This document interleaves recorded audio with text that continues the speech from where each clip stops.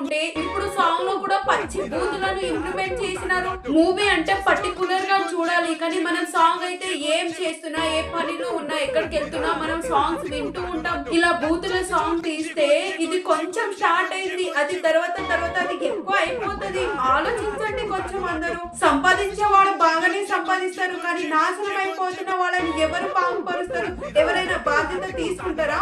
ఎవరు వేలు కూడా పెట్టారు బాగుపరచడం తర్వాత విషయం. ప్లీజ్ అందరూ సమాజం పట్ల బాధ్యత వహించండి, సమాజం పట్ల బాధ్యతగా ఉండండి. నేను ఎక్కువ తిట్టకుండా కూల్ గా మాట్లాడుతున్నానంటే ఆయన తప్పు ఏంటో ఆయన తెలుసుకొని తన తండ్రి కూడా తప్పుని యాక్సెప్ట్ చేసిండు, ఆయన కూడా క్షమాపణ అడిగిండు. కానీ భూత పదాలను మనం స్ప్రెడ్ చేయకుండా ఆపగలుగుతామా? ఇది ఎవరి వల్ల అయినా సాధ్యమవుతుందా? అన్నిటికీ మించి తన తప్పు తను తెలుసుకోవడమే గొప్పది, కానీ జరిగిన తప్పుకి సొల్యూషన్ కూడా ఉండాలని నా అభిప్రాయం. దీనికి మీరందరూ ఏమంటారు?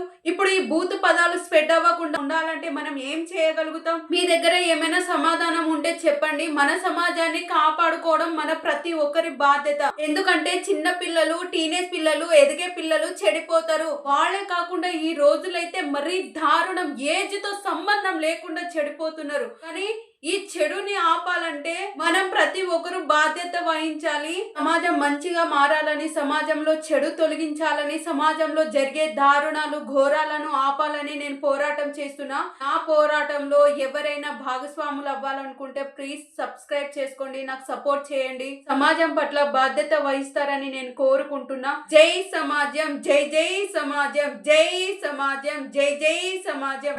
ధన్యవాదములు. సమాజం మారాలని కోరుకునే వాళ్ళు ప్లీజ్ ఒక చిన్న జై సమాజం అని కామెంట్ చేయండి ప్లీజ్.